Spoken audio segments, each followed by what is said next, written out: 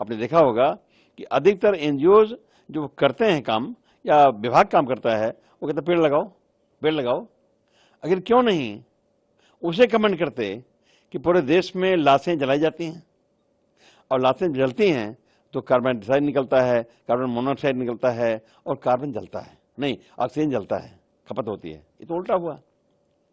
ऐसे लाशें जलती हैं और हमारा एक त्यौहार है होली दहन का। पूरे देश में कम से कम 5 करोड़ स्थानों पे एक साथ होली दहन होता है। उससे कार्बन डाइऑक्साइड निकलता है, ऑक्सीजन निकलता है और नई ऑक्सीजन का खपत होती है, कार्बन डाइऑक्साइड, कार्बन मोनोऑक्साइड निकलता है, उससे नुकसानदायक है। तो कहीं ना कहीं हमारा जो देश है वो पर्यावरण पर बहुत गंभीर नहीं है। जो सवाल आपने पूछा है तो सही, लेकिन मैं तो विस्तार से बता दिया कि हमारा देश कार्बन डाइऑक्साइड और कार्बन मोनोऑक्साइड को खत्म करने के लिए बहुत ज़्यादा गंभीर नहीं है। भाई जब और उसका इंतजाम है, लाश जलाने के अलावा भी तमाम चीज़ें होती हैं, उसे करना चाहिए। आखिर कार्बन वो जो लाशें जलती हैं या होलिका जलती है, बात धर्म का नहीं है। तो किस गैस से खपत होता है और कौन गैस उत्सर्जित होती है, निकलती है, वो अगर मनुष्य के लिए हानिकारक है या जीव जंतु के लिए हानिकारक है, बंद करना चाहिए उसे। अब छोलिया हो या लोबिया, सफेद चने या काले चने, सब कुछ मजेदार बने।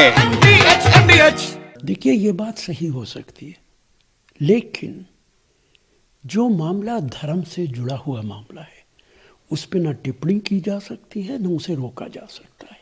हम क्यों आरएसएस बीजेपी के खिलाफ हैं? इसीलिए तो खिलाफ हैं कि आप जबरदस्ती इस्लाम मजहब के अंदर इंटरवीन करते हो। कभी कहते हो यूनिफॉर्म सिविल कोड बनाएंगे, कभी कहते हो कि 3 तलाक हम बनाएंगे। आप जो कॉन्स्टिट्यूशन पूरे भारत को अपने मजहब पे न सिर्फ ये कि चलने की इजाज़त देता है, प्रोटेक्ट करने की इजाज़त देता है, प्रोपेगेट करने की इजाज़त देता है, उसके बावजूद आरएसएस और दूसरे कुछ लोग इस्लाम पे हमला करते हैं। इसी तरीके से कुछ लोग हिंदू धर्म पर हमला करते हैं। ये हमला सीधा सीधा संविधान पर है। जो सरकार है, समाज है, लोग काम करते हैं, लेकिन जो परंपराएं हैं, जो परंपराएं बनी हुई है और उसके लिए व्यवस्था भी हो रहा है। अब इलेक्ट्रिक सिस्टम भी हो रहे हैं, सब किसी प्रकार का प्रदूषण न हो, उसके लिए उत्तर प्रदेश राज्य सरकार ने हमेशा ध्यान दिया। आप देख रहे हैं वृक्षारोपण जबरदस्त, राज्य सरकार ने वृक्षारोपण इतना जबरदस्त हुआ है पिछले 7-8 सालों में, जिसके कारण प्रदूषण को कंट्रोल भी अपने राज्य में। इसलिए जो परंपरा है फिर भी उसको धीरे धीरे कैसे ठीक किया जाए, इसके लिए लोग, धार्मिक लोग निर्णय लेते हैं। दिमाग खराब हो गया है चौधरी जी का। ये सब अनाप शनाप गलत बातें, जनता को बरगलाने वाली बातें, ये सब कभी शोभा नहीं देती हैं। अरे भाई, ये हिंदू धर्म में सदियों से चला आ रहा है, वो हमारी एक धार्मिक परंपरा है। कैसे मृतोत्सव को हम जलाएंगे, कैसे क्या करेंगे, उससे क्या पोल्यूशन होता है। नदी किनारे गांव में वो सब कभी कभार होता है, जो उसमें क्या पोल्यूशन की बात आ गई कि उनको और कुछ नहीं दिख रहा है। गाड़ियों से पोल्यूशन नहीं दिख रहा है, पराली जलाने से पोल्यूशन नहीं दिख रहा है, बाकी सारी चीजें नहीं दिख रही हैं।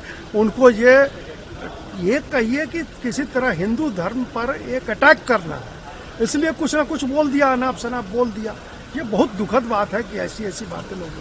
देखिए, बात ये सांस्कृतिक प्रदूषण जो है ना, ये फैलाना और उनको बढ़ावा देना, ये विपक्ष के सारे नेताओं ने जैसे ठेका ले रखा है।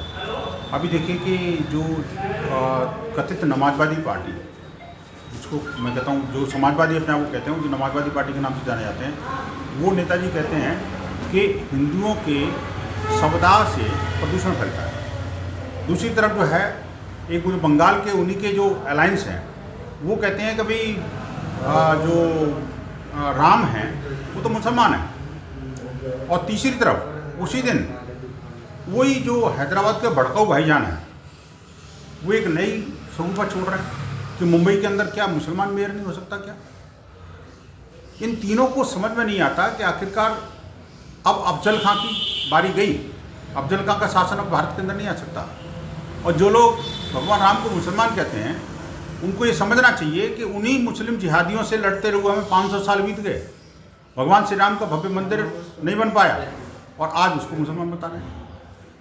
ये बुद्धिहीन और मानसिक दिवालियेपन के शिकार हैं, जो कि जिनका दिवा स्वप्न एक ही है कि माँ भारती के जो लाल हैं उनको बदनाम करो, हिंदुओं को ऊपर कुठाराघात करो और जिहादी तुष्टीकरण में अपने आप को इतना लीन कर दो कि ओछी पब्लिसिटी से ही शायद कुछ उनका उद्धार हो जाए। ये आर.के. चौधरी का ये सब कलयुग के इन पे प्रभाव है। विपक्षिया का तो बिल्कुल कलयुग से दिमाग भ्रष्ट हो चुका है और वो टोटली सनातन के खिलाफ जा रहे हैं। अब देखिए ये जो है ना प्रदूषण है, इनके दिमाग में प्रदूषण है, जिसके वजह से इस तरह की बयान दे रहा है। अब इनका क्या उद्देश्य है? होली दीपावली तो करके होली दीपावली का नाश कर दिया इन्होंने। 100 जलाने थे, अबे 100 नहीं जलाएंगे तो क्या करेंगे? आज विश्व में जो है लोग 100 जला रहे हैं, हमारी सनातन चीजों को स्वीकार कर रहे हैं। अब तुम क्या चाहते हो कि वो कब्रगाह बने? तो ये तो कब्र से तो मिट्टी और खराब होती है।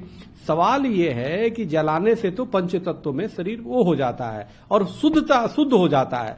तो आप देखो, ये यज्ञ का विरोध करेंगे, 100 जलाने का विरोध करेंगे, ये होली का विरोध करेंगे, दीपावली का विरोध करेंगे। इन्हीं लोगों के कुकर्मों की वजह से, इन्हीं लोगों के दूषित मानसिकता की वजह से, इन्हीं लोगों के विपक्षियों के बददिमागी की वजह से प्रदूषण हो रहा है। सपा के कोई नेता हैं आर.के. चौधरी, जिन्होंने कहा है कि शवों को जलाने से कार्बन डाइऑक्साइड, कार्बन मोनोऑक्साइड निकलती है।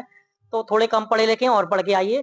जितनी गैस शवों को जलाने से निकलती है कार्बन मोनोऑक्साइड, उससे ज्यादा वाहनों से निकलती है, हर वक्त निकलती है। शव कितने एक शहर में दहा हो रहे हैं और वाहन एक सड़क पर कितने चल रहे हैं हर वक्त। तो पर्यावरण को प्रदूषित करने के और भी बहुत से कारण हैं, लेकिन हिंदू रीति रिवाजों पर प्रहार करके या उन्होंने प्रश्न चिन्ह लगा के केवल अपने आप को हाईलाइट करने का कार्य किया है। मैं उनसे कहना चाहता हूं, थोड़ा और पढ़ के आए, थोड़ा विज्ञान को समझें, हिंदू रीति रिवाज के विज्ञान को समझें। हम शवों में तमाम तरह की लकड़ियों का प्रयोग करते हैं, केवल सिंपल एक या नीम या इस तरह की लकड़ी का प्रयोग नहीं करते। तुलसी की लकड़ी का भी प्रयोग होता है सीने पे, यहाँ पे बरगद की होता है, कहीं कुछ होता है, तो वो जड़ी बूटी का कार्य करते हैं। तो हमारा विज्ञान बहुत ऊपर है धर्म का। आप थोड़ा पढ़ लिख जाते। ये व्हाट्सएप यूनिवर्सिटी का ज्ञान बांचने से पहले किसी अच्छे सलाहकार के पास इनको जाना चाहिए। ये है सीक्रेट रेसिपी MDH का जीरा सिर्फ जलजीरा मसाला।